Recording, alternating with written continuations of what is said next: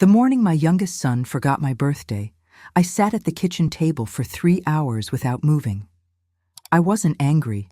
That's what surprised me most. I wasn't even sad, not in the way you might expect. I just sat there, watching the sunlight move across the tablecloth, listening to the refrigerator hum, and I thought, this is what it feels like to disappear. 73 years old, a whole life behind me. Children I raised, meals I cooked, tears I dried, hands I held, and now silence. The kind of silence that settles into your bones and makes you wonder if you're still real, or if you've already become a ghost and nobody told you. I remember looking at my hands that morning, wrinkled, spotted with age. The wedding ring I still wore, even though Harold had been gone for 4 years, and I thought, these hands held babies. These hands built a home. These hands mattered once. But sitting there in that empty kitchen, I couldn't remember the last time anyone had needed them. Before I continue, I want to say something to you, whoever you are, wherever you're listening from right now. If this story found you today, maybe it's because you needed to hear it. Maybe you're sitting in your own quiet house, drinking your own cold coffee, feeling some of what I felt that morning. I'd love to know where you're listening from. Leave me a comment and tell me, are you in a small town somewhere? A big city? Are you watching this late at night when you can't sleep? Or in the morning with your first cup of tea? And if these stories bring you something, comfort, company, the feeling that someone understands, I hope you'll subscribe to this channel. Not because I'm asking for anything, but because this is a little community we're building here. You and me and everyone else who believes that stories like this one deserve to be told. Now let me tell you how I got to that kitchen table. Let me tell you about the life I lived before the silence came. My name is Sarah, and for 51 years, I was Harold Mitchell's wife. That might sound old-fashioned to say it that way, but that's how I thought of myself. Not because I didn't have my own identity. I did. I was a mother, a school secretary for 26 years, a member of the First Baptist Church choir, a woman who could make a pot roast that would make you cry. But Harold was the center of my universe, and I was the center of his, and together we built something that felt permanent. We met in 1969 at a church picnic in Millbrook, Tennessee. I was 19 years old, wearing a yellow dress my mother had sewn for me, and Harold was 22, just back from his first year of teaching at the elementary school 2 towns over. He had kind eyes, that's what I noticed first. Brown and warm, like coffee with cream, the kind of eyes that made you feel safe just looking into them. He asked me if I wanted lemonade. I said yes. And somehow, that one glass of lemonade turned into 51 years of marriage, 3 children, 7 grandchildren, 1 house with a wraparound porch, and more memories than I could count if I lived another 73 years. Our house was never quiet when the children were young. Michael was the oldest, born in 1972, serious and responsible even as a toddler. Then came David in 1975, wild and laughing, always covered in mud or climbing something he shouldn't. And finally, our surprise, our joy, our daughter Emma in 1981, when I was 31 years old and thought my baby days were behind me. The house on Maple Street was chaos and love. Sticky fingerprints on the walls, homework spread across the kitchen table, the sound of 3 different radio stations playing from 3 different bedrooms. Harold grading papers in his armchair while I folded laundry. Dinners where everyone talked over each other, arguments about curfews. Tears over broken hearts, laughter that filled every room. I used to complain about it, God forgive me. I used to dream about silence, about a clean house, about 5 minutes to myself without someone calling Mom, Mom, Mom. Be careful what you wish for. That's what they say, isn't it? Be careful what you wish for. The children grew up the way children do, suddenly, while you're not paying attention. One day Michael was learning to ride a bicycle, and the next he was loading boxes into a U-Haul, headed to Chicago for a job at an accounting firm. David joined the army, saw the world, settled in Texas with a wife I've met maybe 10 times in 20 years. And Emma, my baby, my daughter, who I thought would stay close, she fell in love with a man from Seattle, and now she lives on the other side of the country, in a city where it rains all the time and the coffee costs $6 a cup. I don't blame them. I want to make that clear. Children are supposed to leave. That's the whole point of raising them. You're preparing them to go. But somewhere in all that preparing, I forgot to prepare myself for the silence that would follow. When it was just Harold and me again, it wasn't so bad at first. We called it our second honeymoon. We traveled a little, Florida, the Grand Canyon, a cruise to Alaska that Harold had always wanted to take. We had dinner at 5 o'clock sharp because we could, and we watched whatever we wanted on television without anyone complaining. Harold retired from teaching in 2008, and I retired from the school district the same year. We were 68 years old, healthy enough, happy enough. We had each other, and that seemed like plenty. But then Harold started forgetting things. Little things at first. Where he'd put his glasses, what day it was, whether he'd already told me the story about his father's fishing boat. I told myself it was normal aging. I told myself we all get forgetful. I told myself a lot of things that weren't true because the truth was too frightening to face. By 2015, the diagnosis was official: Alzheimer's disease. Early stage, they said, as if early made it any less of a death sentence. I took care of him for 4 years. 4 years of watching the man I loved disappear piece by piece, memory by memory. 4 years of reminding him who I was, who our children were, what year it was. 4 years of finding him standing in the hallway at 3 a.m, confused and frightened, asking where his mother was. His mother had been dead for 30 years. Toward the end, he didn't know me at all. I would sit beside his bed, holding his hand, and he would look at me with those brown eyes, still kind, still warm, even when everything else was gone, and he would say, "You're a nice lady. Are you the nurse?" I would smile and say yes. It was easier than explaining, easier than watching him struggle to remember a love that had lasted half a century. Harold died on a Tuesday morning in March 2019. It was raining. I was holding his hand. He took one last breath, and then he was gone, and I was alone in a way I had never been alone in my entire life. The first year after Harold died, people checked on me. Michael flew in from Chicago for the funeral and stayed a week. David came with his wife and their 2 teenagers, all of them awkward and sad and not sure what to say. Emma cried on the phone every night for a month, promising to visit soon, promising to come help me sort through Harold's things. The visits came, sporadically. The phone calls came, less often. Cards arrived for my birthday, for Christmas, for the anniversary of Harold's death.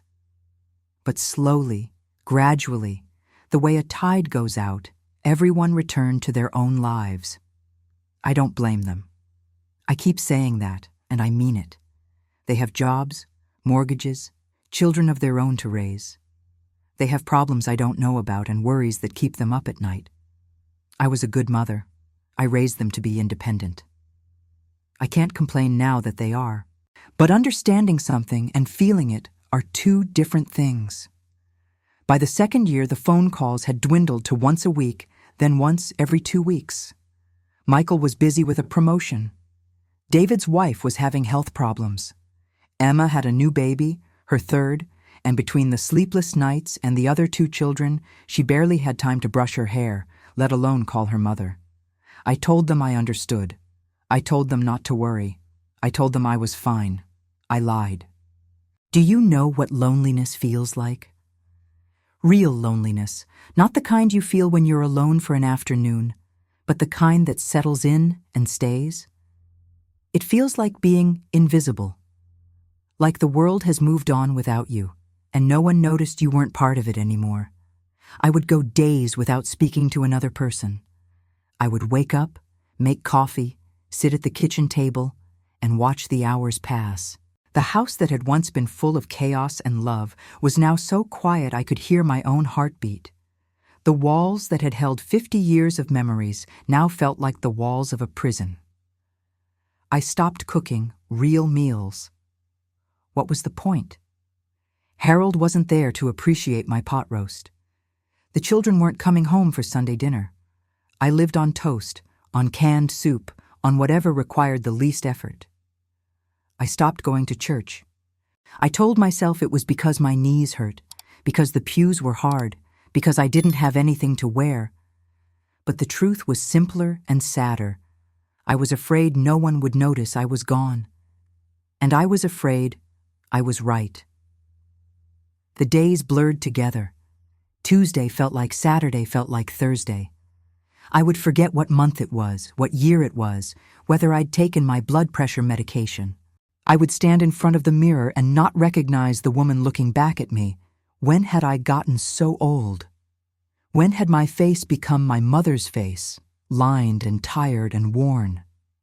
I started talking to Harold's photograph, the one on the mantel from our 40th anniversary, both of us smiling, his arm around my waist. I would tell him about my day, about the weather, about the cardinal I'd seen at the bird feeder. He never answered, of course. But at least it was a voice in the house, even if it was only my own. The birthday, my 73rd, was a Tuesday. I had told myself it didn't matter. I was too old for birthdays, too old for cake and candles and fuss. But somewhere deep inside, in the part of me that still remembered being young and loved and necessary, I had hoped. Michael sent a text the next day, apologizing, claiming he'd been in meetings all day. David sent a card that arrived a week late, his wife's handwriting on the envelope. Emma called, crying, saying the baby had been sick and she'd lost track of the days. I told them all it was fine. I told them I understood. I told them not to feel bad. And then I sat at the kitchen table, in the house where I had raised them, where I had loved them, where I had given them everything I had, and I watched the sunlight move across the tablecloth, and I thought about disappearing, not dying. I don't mean that. I wasn't planning anything. I was just disappearing, fading, becoming less and less solid until one day there would be nothing left of me at all. That's when I heard the scratching at the door. At first, I thought I'd imagined it. My hearing wasn't what it used to be, and sometimes the house made noises, the settling of old wood, the creak of pipes, the whisper of ghosts that might have been memories. So I stayed at the table, watching the sunlight, waiting for the sound to come again. It did. A scratching, low and insistent, followed by a soft whimper. I got up slowly, my knees complained, as they always did, and walked to the front door. Through the glass panel, I could see something white and dirty huddled on my porch. Something small. Something alive. When I opened the door, she looked up at me. She was a mess.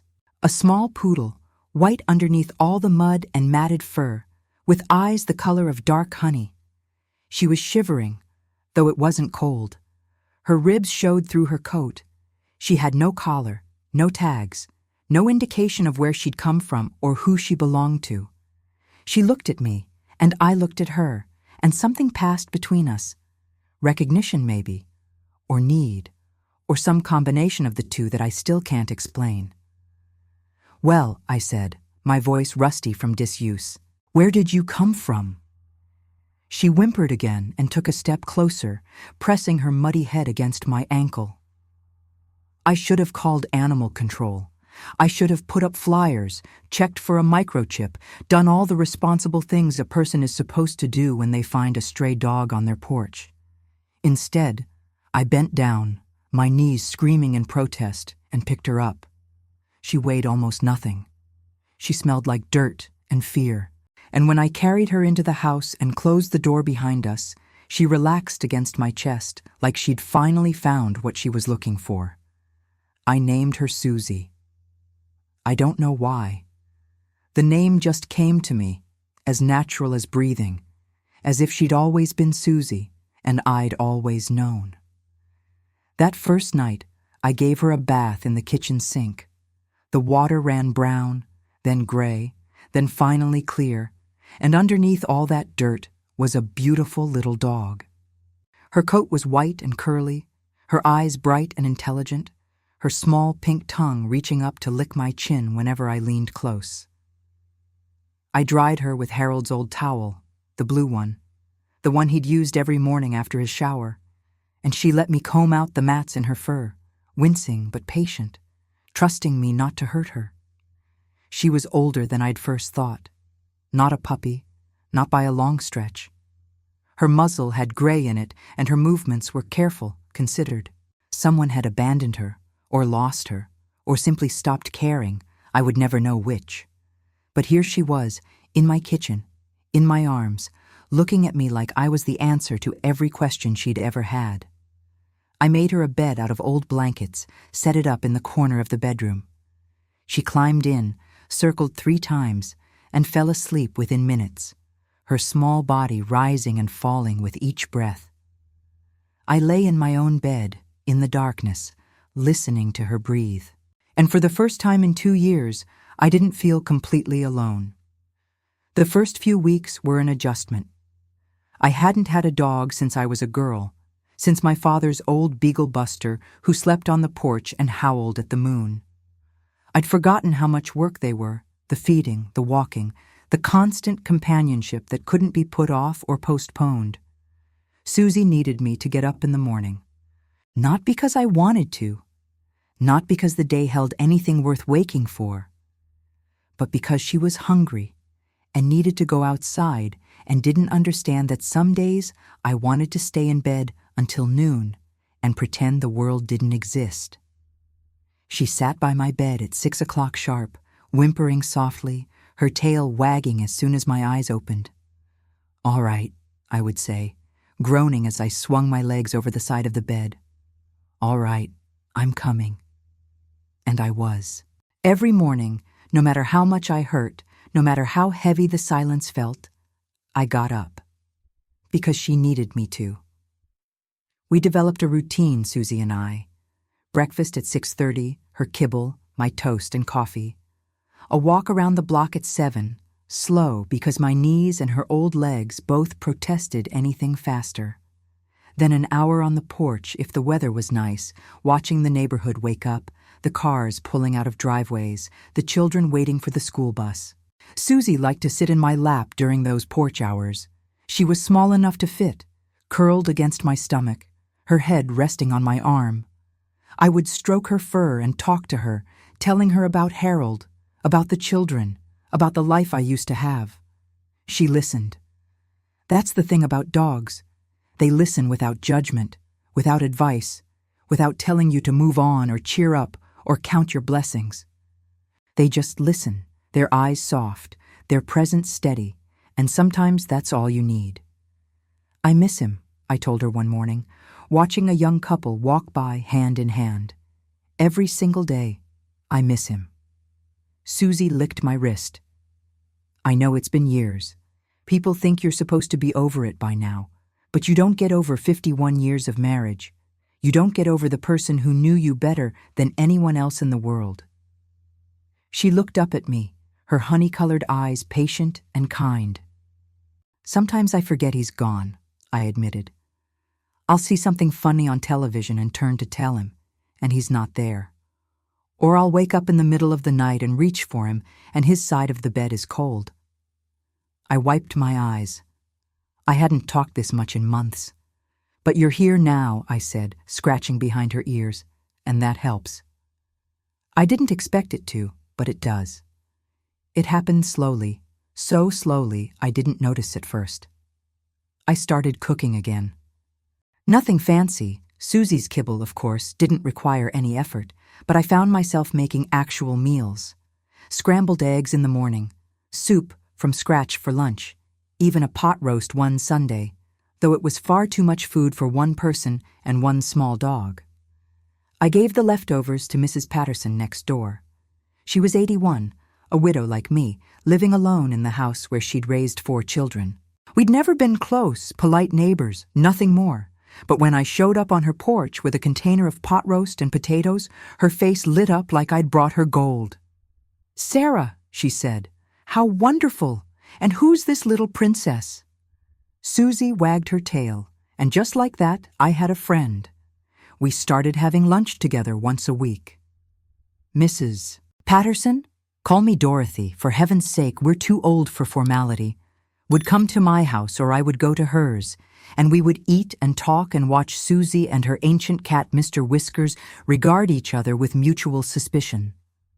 Dorothy had her own stories of loneliness, her own days of sitting in silence and wondering if anyone remembered she existed.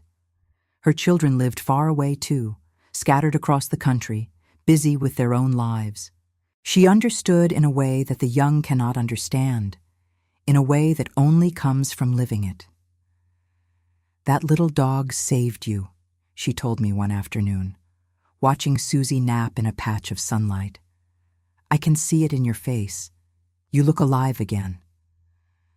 I thought about denying it, about saying I'd been fine all along. But what was the point of pretending? She did, I admitted. I didn't know how much I needed her until she was here. Dorothy nodded. "That's how it works, isn't it? The things we need most always come when we least expect them." Other changes followed. I went back to church. Not every Sunday, but most of them.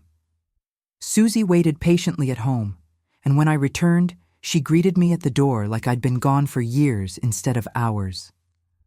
I joined a book club at the library.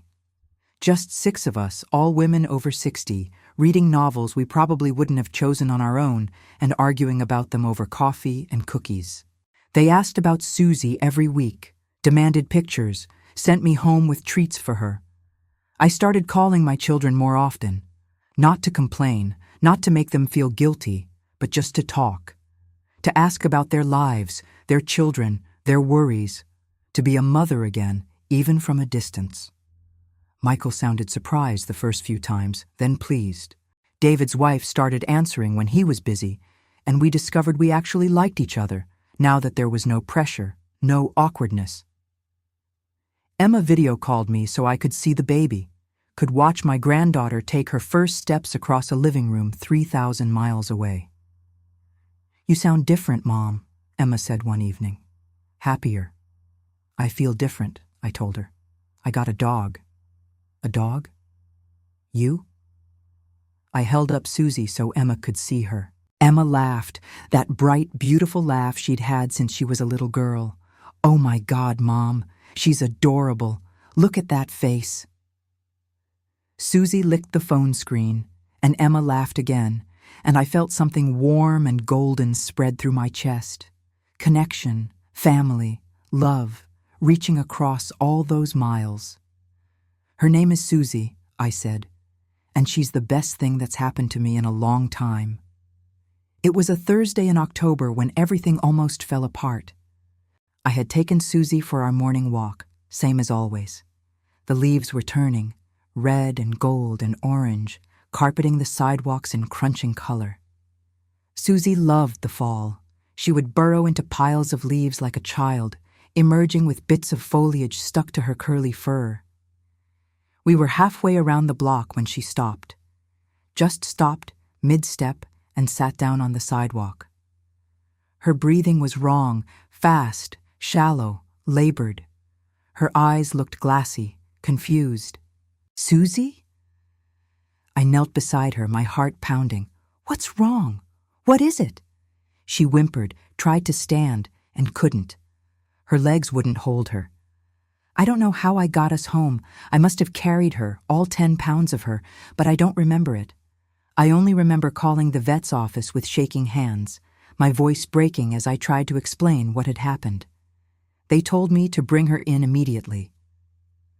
The drive to the veterinary clinic was the longest 15 minutes of my life. Susie lay in my lap, wrapped in the blue towel, trembling. I talked to her the whole way, telling her she was going to be okay, telling her I was here, telling her I couldn't lose her. I couldn't. Not now. Not yet. The vet was young enough to be my granddaughter, kind and competent, with gentle hands and a soothing voice. She examined Susie while I sat in the corner of the room, clutching my purse, trying not to cry. Her heart, the vet said finally. She has a heart murmur. It's common in older poodles, but it looks like she had an episode. Her heart went into an irregular rhythm. Is she going to die? The words came out before I could stop them. The vet looked at me with compassion. She's stable now. We can manage this with medication. But Mrs. Mitchell, I have to be honest with you. She's an older dog. We can't know how much time she has left. It could be months. It could be years. We just don't know. I looked at Susie, lying on the examination table, her eyes on me. I'm still here, those eyes seemed to say. I'm not leaving yet. I brought her home with bottles of pills and instructions for a special diet, for limited exercise, for all the things that might give us more time. That first night, I didn't sleep. I sat in the armchair beside her bed, watching her breathe, counting the seconds between each rise and fall of her chest. I thought about loss, about how it never gets easier, no matter how many times you go through it, about how the heart keeps opening itself to love even when it knows that love always ends in goodbye. I thought about Harold, about those last days when I sat beside his bed watching him breathe, knowing each breath might be the last. I thought about my parents, about friends who had died, about all the goodbyes I had already said in my 73 years. And I thought about Susie, this small creature who had wandered onto my porch and changed everything. She was going to leave me someday. That was the truth I couldn't escape. Whether it was tomorrow or a year from now or 5 years, unlikely, but possible, eventually, she would go, and I would be alone again. I could protect myself. I could start pulling back, start preparing, start building walls around my heart so that when the day came, it wouldn't hurt so much. Or I could love her anyway, fully, completely, without reservation, knowing the cost and accepting it. I remembered something my mother told me once, years ago, when I was crying over a boy who had broken my heart. Love is always a risk, she said, but the only thing worse than losing love is never having had it at all. Susie opened her eyes in the dim light of early morning. She looked at me, sitting there in my armchair, and her tail gave one small wag.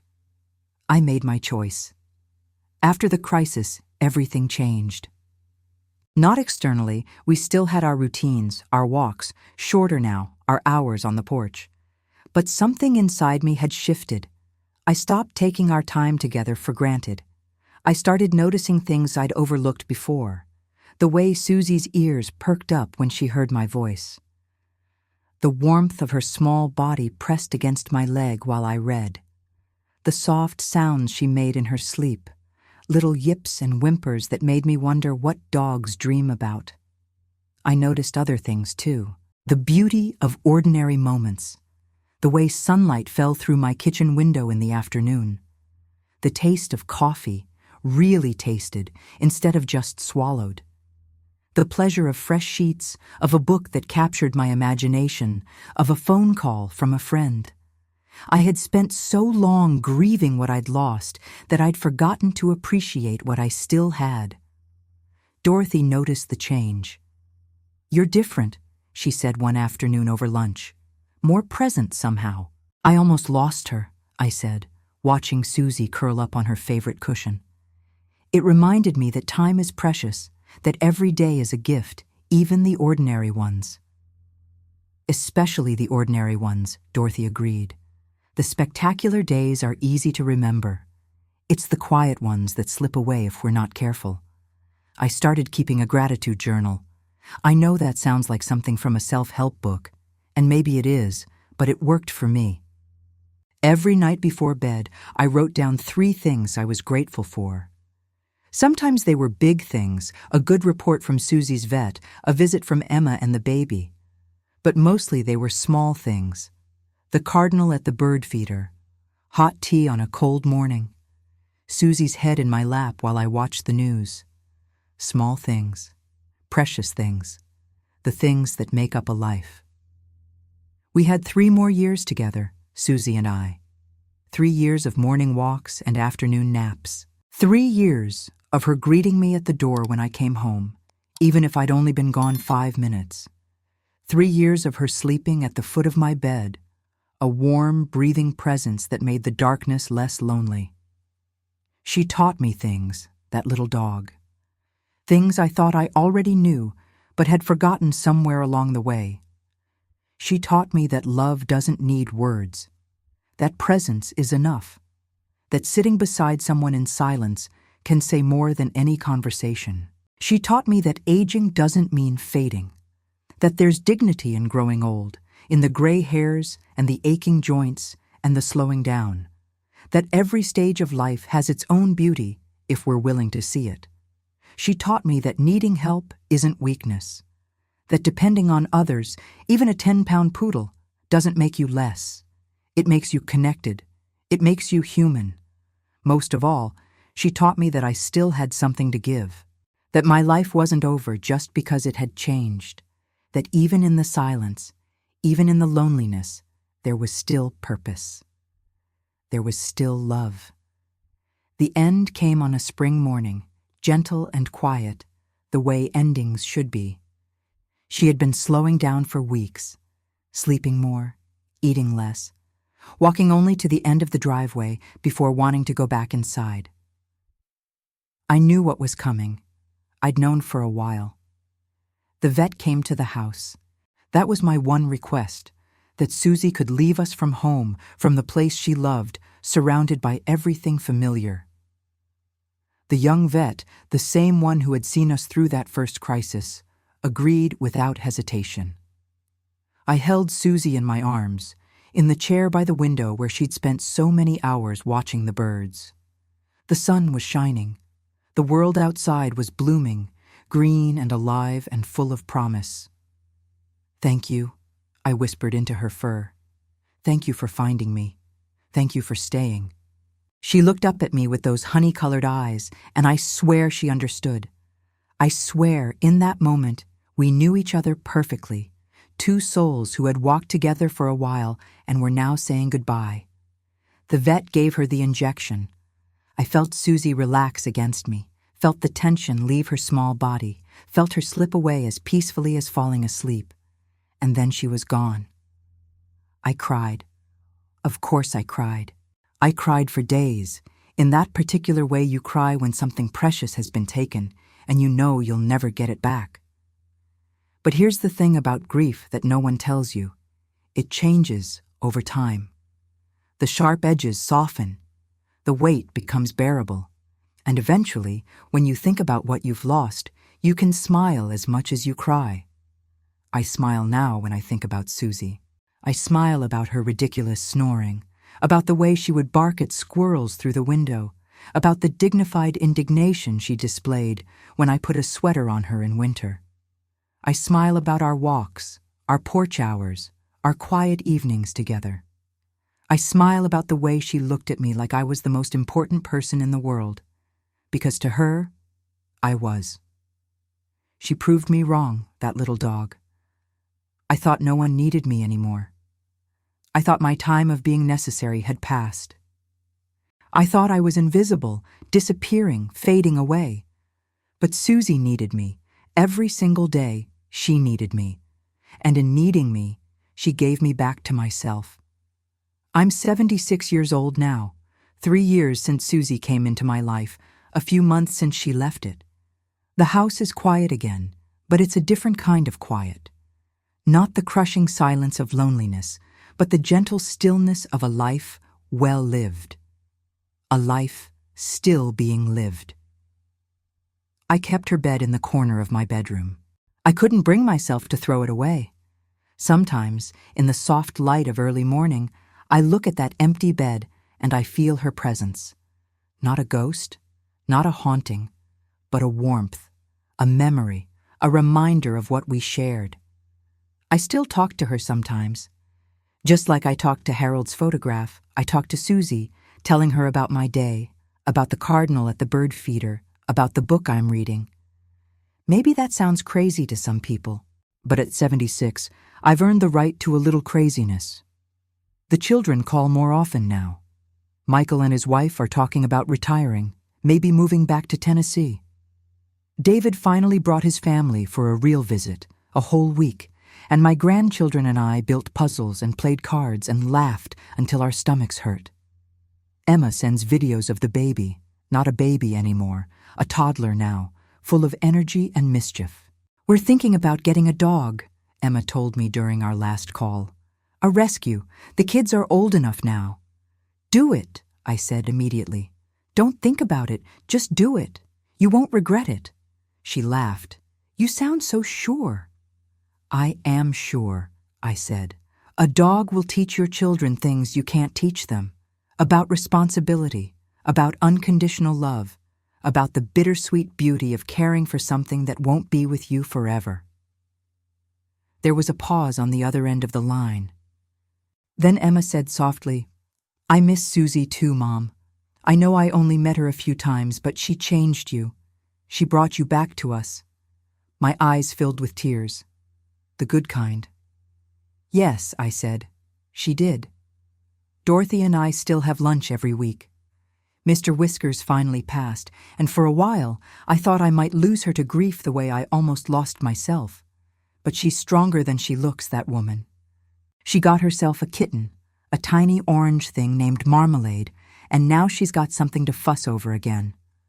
We're survivors," she told me. "Us old broads. We've buried husbands and friends and children and pets. But we're still here." "Still here," I agreed. "Still standing." "Still standing," she said, raising her coffee cup. "To Susie, and to Harold, and to everyone we've loved and lost and will love again." We clinked cups. It was silly, two old women toasting with cold coffee. But it felt right. I thought no one needed me anymore. That was the lie I told myself. The lie I believed. The lie that almost swallowed me whole. But then a small, dirty, abandoned poodle scratched at my door, and she looked at me with eyes that said, "I need you," and everything changed. She needed me to feed her and walk her and brush her fur. She needed me to hold her when she was scared, to comfort her when she was sick, to be there at the end when she couldn't stay any longer. She needed me to get up in the morning and go through the motions of living, and in doing so, she turned the motions back into meaning. And here's the secret. The thing Susie taught me that I want to pass on to you, whoever you are, wherever you're listening. We all need each other. That's the truth of being human. We need to be needed, and we need to need. The illusion of independence, of self-sufficiency, of not requiring anyone. It's just that. An illusion. We are built for connection. We wither without it. If you're sitting in a quiet house right now, if you're feeling invisible, if you're wondering whether anyone would notice if you disappeared, please hear me. Please believe me. You matter. Your life matters. Your love matters. And somewhere, maybe closer than you think, there's someone who needs you. A person, an animal, a community. Someone who is waiting for you to show up, to be present, to offer the one thing that only you can give. Find them. Let them find you. Open the door when they scratch, because the love that's waiting on the other side is worth every bit of the risk. The sun is setting now, turning my living room gold and pink. I'm sitting in my chair by the window, the chair where Susie and I spent so many hours together. Her bed is empty, the house is quiet. But I am not alone.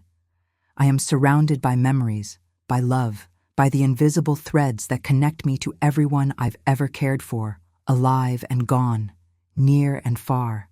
I am part of something larger than myself, something that stretches back through generations and forward into futures I'll never see. I am 76 years old. I have loved and lost and loved again. I have been needed and I have needed. I have been alone and I have been found. And I am still here, still standing, still grateful for every ordinary, precious, beautiful day. That's enough. That's more than enough. That's everything.